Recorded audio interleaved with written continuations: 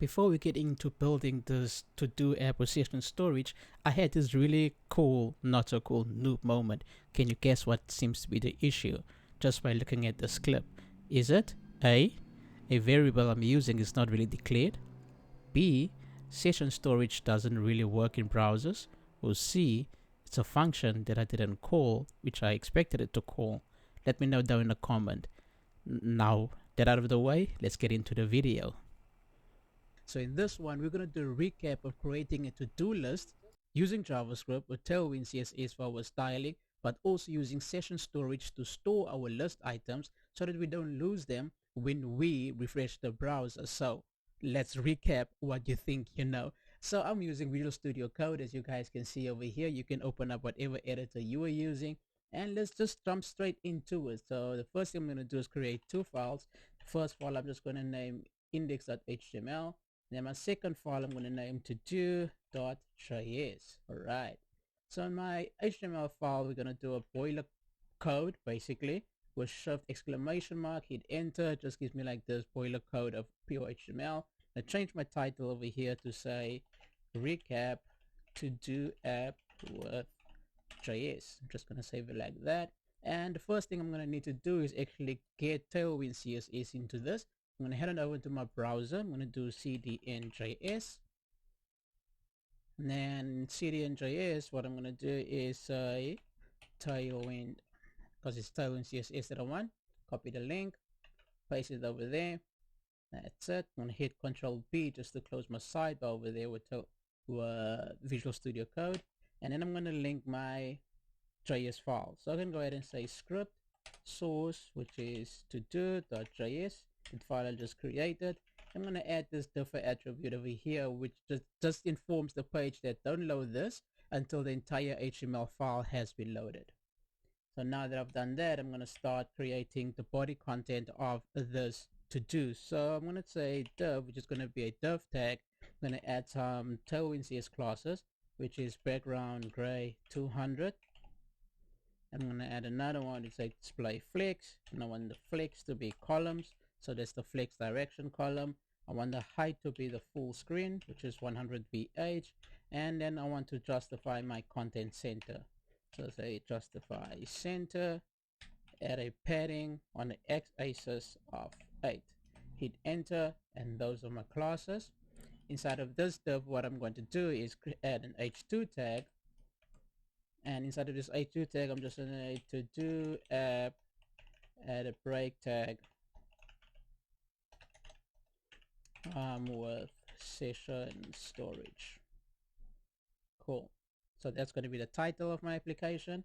And then I'm going to add some styling to this h2 as well. And I'm going to just add a class in the space there. Yes. So it's going to have a padding all around of 2, and then rounded.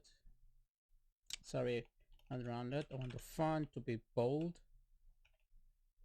And then a margin bottom of 3. And then just below my h2, I'm going to add a form. My form is going to have some classes. I'm going to say form. First thing for the class, I'm going to add an ID. I'm going to call it task input.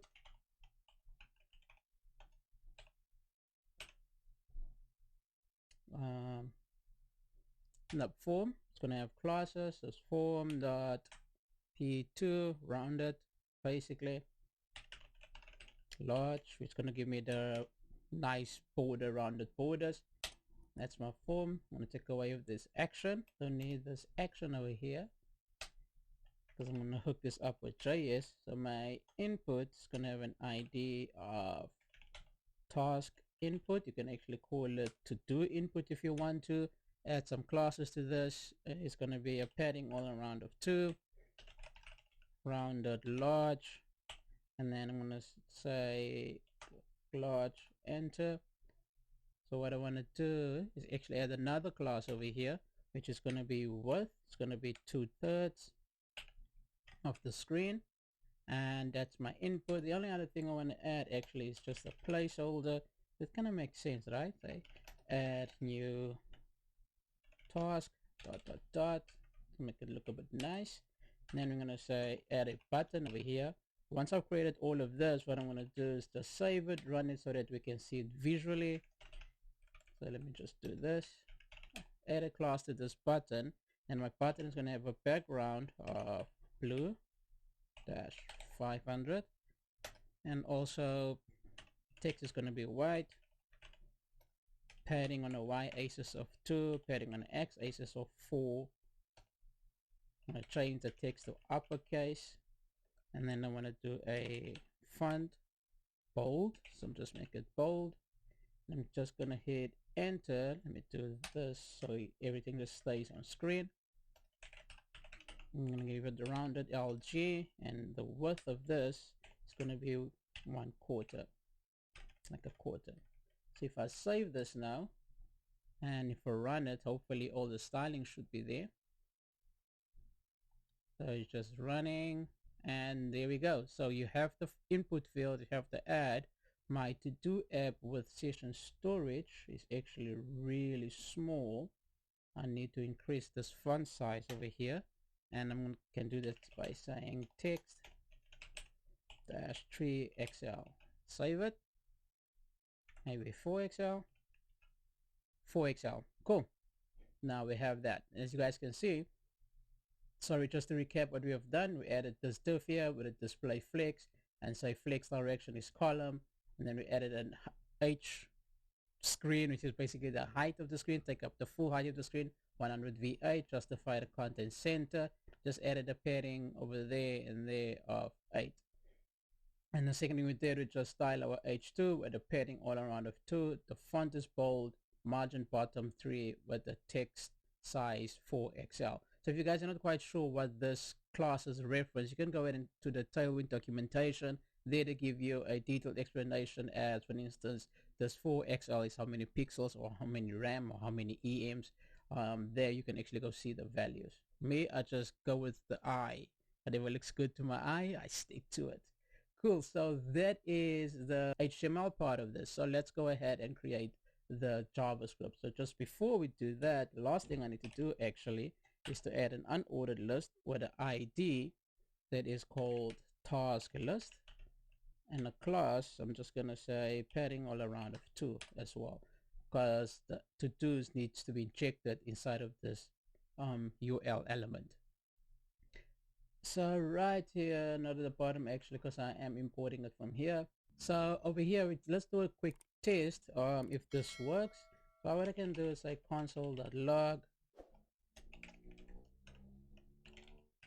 Let's say not hooked up. Let's say linked, exclamation mark, save it, go over here, hit H12, F12, sorry.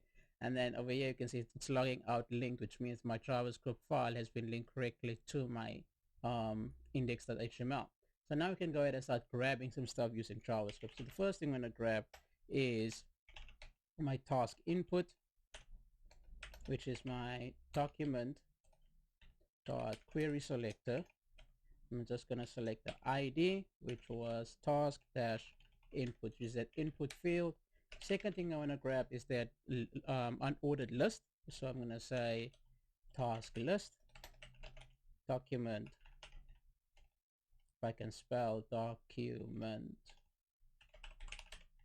dot query selector. I'm going to go ahead and grab that. So I said task list, and name the task list.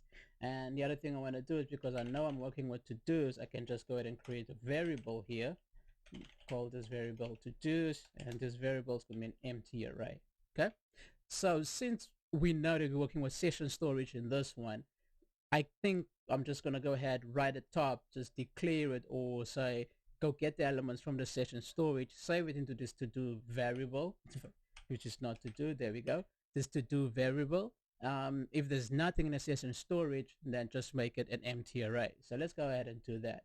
How I'm going to do that is a session storage dot get item.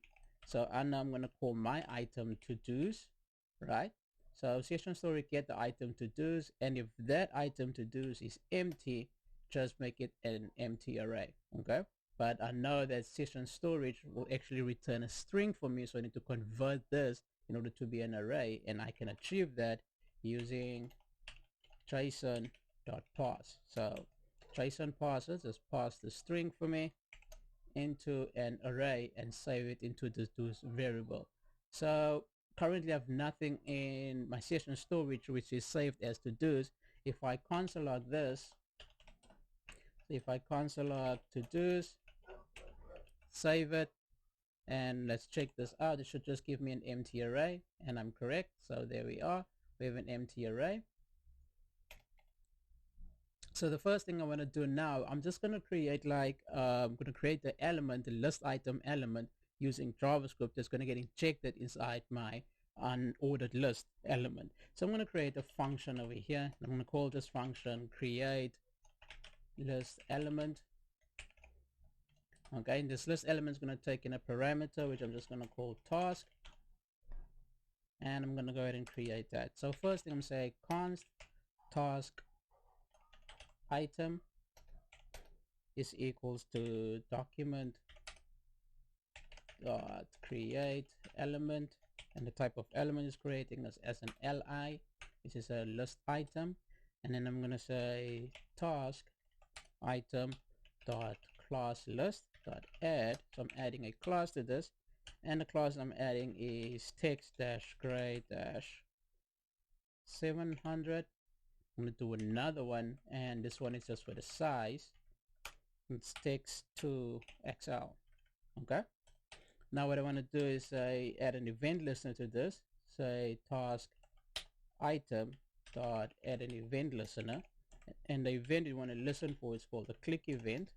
Once someone click on this item, we want to create, or we're going to run this function, and the simple thing we want to do is say task item dot class list dot toggle what, a class called line through. So this is also a Tailwind CSS class line through, which will just create like a line through the text to say like it's completed.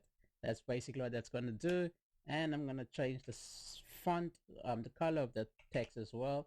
So I say task item dot class list dot toggle, and I'm going to say text dash gray and make it 400 instead of 700.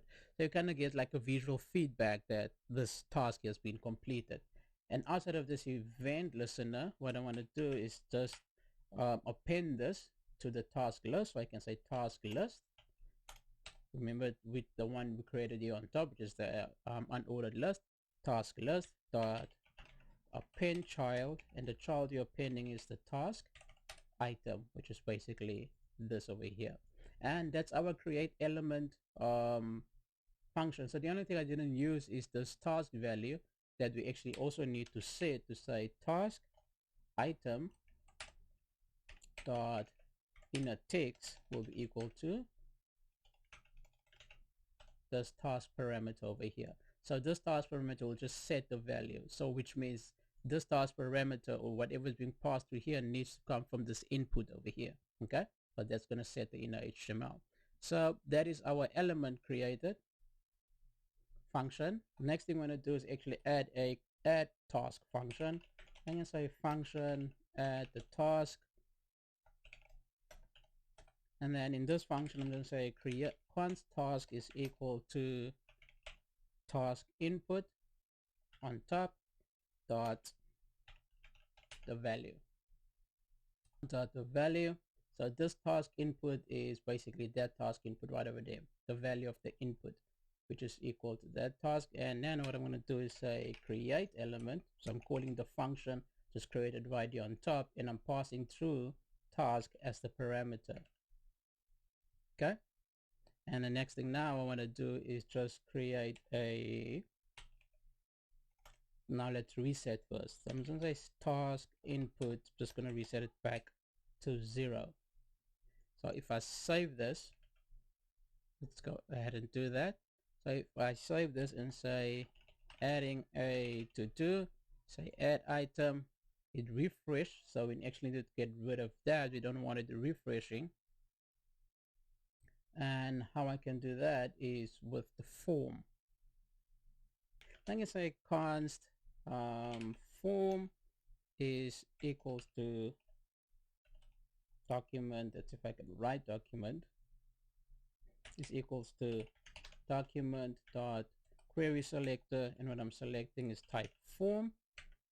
And then just below this, I can actually move this to right here on top, and then I can use that form right at the bottom and say form dot add event listener, and the event I want to listen to is the submit event, and I'm going to pass through E for event. Then inside of this, I'm going to say E dot prevent default, which means stop it from reloading, and then just call the add task function, which is this function I just created. So I'm going to call this function, and then this function is going to call the create list element function, and that should create my list if I'm not mistaken. Let's save this and let's see. So if I go ahead and say to do created, add, and you guys can see this to do create. If I click on it, get the stroke through. If I click on it, get removed. But this now is not getting cleaned up, and that is because task input, I'm setting its value back to blank.